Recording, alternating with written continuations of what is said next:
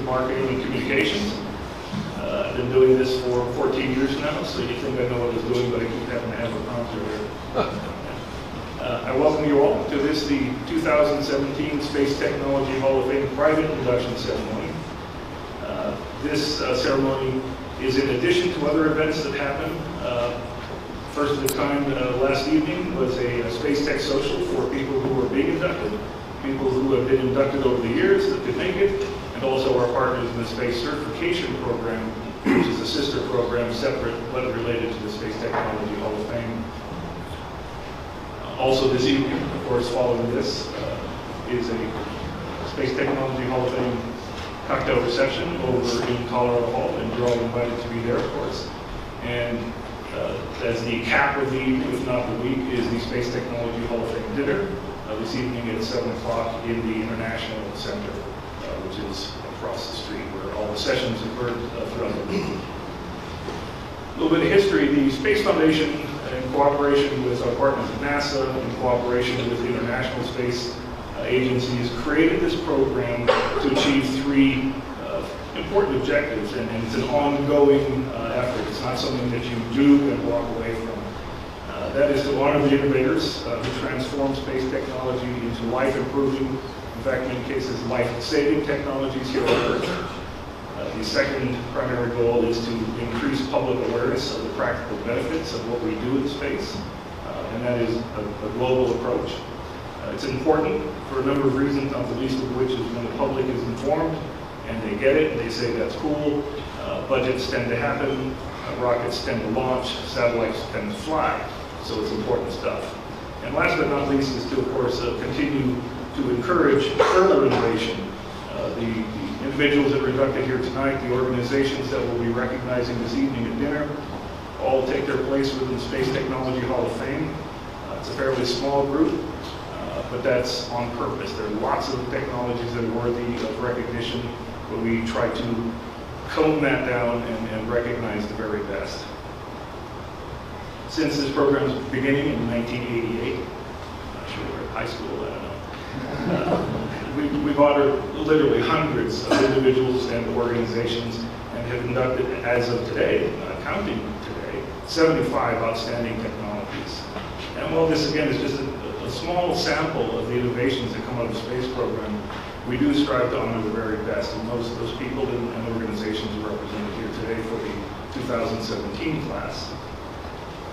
Again, technology to improve our lives, and again, importantly, as part of the goal of the Space Technology Hall of Fame program is to underscore the importance of continued exploration. It's crucial, both economically, in terms of technology, and even socially. Space, as you know, if you've been here all week or just an hour and a half, you will see that there are over 30 countries organized and represented here today from across the globe. That tends to erase borders, it tends to bring us together with a common goal, and this helps to underscore the importance of that. So, I'm going to turn things over now to Rebecca Williams, and those of you who have met her, dealt with her via email, phone call, Ed. You'll all know that Rebecca is actually the person that makes this show run. I'm just sort of running between things. So, on behalf of the entire Space Foundation team, I thank all of you, honorees, distinguished guests, for joining us here today. Enjoy the rest of the ceremony, and I hope to see you this evening. It's a real pleasure to be here today. Many of you know that NASA has its primary mission, really two central thrusts. One of them is the one we all talk about, the exploration of space, extending human presence into space. But the second, which is in fact codified in law in our formation in the Space Act of 1958, is to ensure that to the maximum extent possible, those space technologies have impact throughout making humanity life better for all of humanity and having maximum economic impact. That second part we could not do without the great work of the entrepreneurs and innovators who are represented in this award, and particularly the ones that are being honored today. So it's on behalf of the NASA team, we'd like to extend our congratulations to you for making our mission possible, and thank you for great work. So I'm going to go ahead now and read the two nominees for this year, the two winners. Awardees will, the first is Active Pure Radiant Catalytic Ionization Technology. In the mid-1990s, scientists at NASA Research Partnership Center in Wisconsin were working on improving methods of growing plants in space. The work was accomplished by NASA-funded Wisconsin Center for Space Automation and Robotics, or WICSAR. Researchers there, with the help of the Space Product Development Program at Marshall Space Flight Center, were trying to solve the problem of ethylene gas buildup around plants in the closed environment of spacecraft, which caused premature plant decay and spoilage. To combat this, the group developed an ethylene scrubber based on the concept by Dr. Mark Anderson, then the lead scientist at WICSAR. This method used the principle of photocatalytic oxidation, where UV lighting and titanium dioxide combine to break down organic compounds like ethylene. The WICSAR team worked to create a system that could function in the space environment, which, as you can imagine, is no simple task. The first device was successfully flown and operated on the Space Shuttle Columbia in 1995.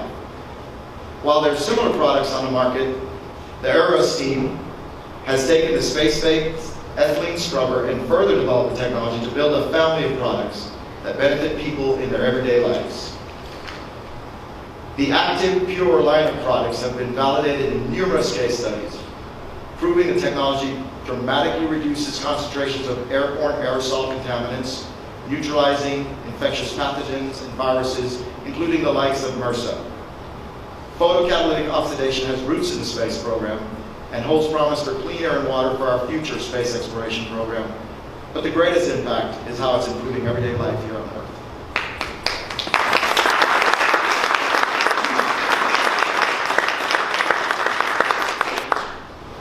The second award is the Stage Nutrient Release Fertilizer.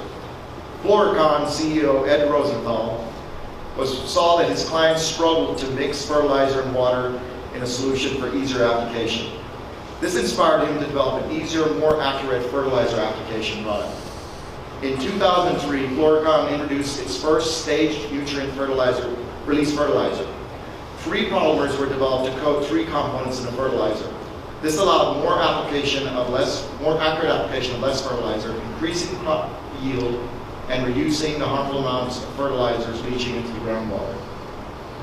The National Society of Professional Engineers selected this technology for its 2004 Most Innovative New Product Award and provided Floricon 40 hours of consulting research and technical advice.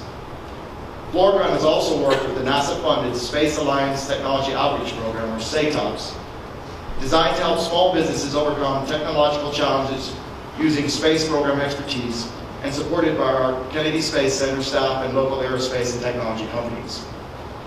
SATOP engineers analyzed the high production costs that limited Floricon's widespread use, determining all 3 fertilizer components could be coated with a single polyurethane material that NASA had used in previous projects. A new stage release fertilizer using this coating was developed, allowing increased commercial success. In 2012, the J.R. Simplot Company purchased the rights to Floricon's technology, allowing worldwide distribution and greater access to its benefits. Floricon continues to work with Kennedy Space Center in developing fertilizers to support research into long-term spaceflight. The Stage Nutrient Release Fertilizer has already proven beneficial to the International Space Station crew members and also right here back home on